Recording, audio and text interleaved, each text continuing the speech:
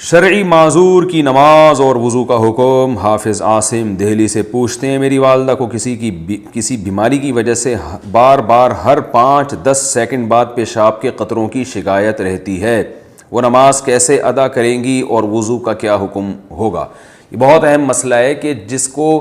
قطرے آنے کی بیماری ہو یا بار بار ہوا خارج ہونے کی بیماری ہو، وہ نماز کیسے پڑھے گا؟ یہ ایسا مسئلہ ہے کہ لوگ بہت خون پیتے ہیں بار بار پوچھ کے،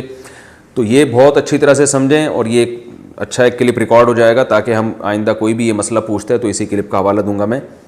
مسئلہ خوب اچھی طرح سمجھیں، اس بارے میں ہمارے پاس حمنہ بنت جہش رضی اللہ تعالی عنہ اور زینب بنت جہش رضی اللہ تعالی عنہ کی احادیث موجود ہیں کہ ان کو لیکوریا کی بیماری تھی، بار بار ان کو بلیڈنگ ہوتی تھی۔ آپ صلی اللہ علیہ وسلم نے ان کو حکم دیا کہ وہ ہر نماز کے لیے وضو کریں گی اور اسی وضو سے وہ جتنی چاہیں نمازیں پڑھیں۔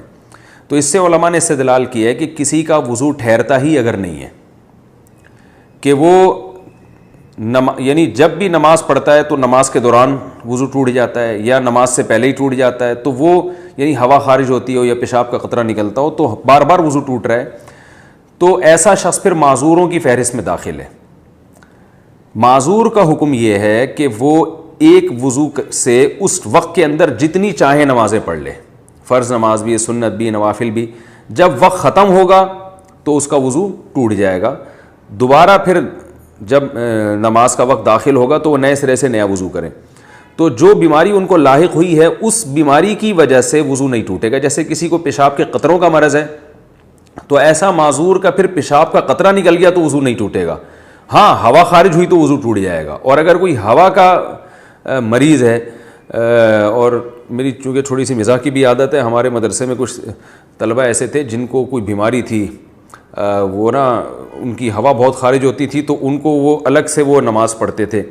تو ہم نے مذاق میں ان کا نام رکھا ہوا تھا کہ یہ پاک فضائیہ انہوں نے جوائن کر لی ہے، ٹھیک ہے نا۔ تو جو بھی اس قسم کے معذور تھے نا، ہم ان کو یہی ایک وہ تانا دیا کرتے، تانا تو نہیں، ایک مزاح کرتے تھے کہ آپ جماعت سے نماز نہیں پڑھ رہے، آپ الگ نماز پڑھ رہے ہو تو خیریت؟ تو کہتا تھا یار میں بھی پاک فضائیہ میں آ گیا ہوں۔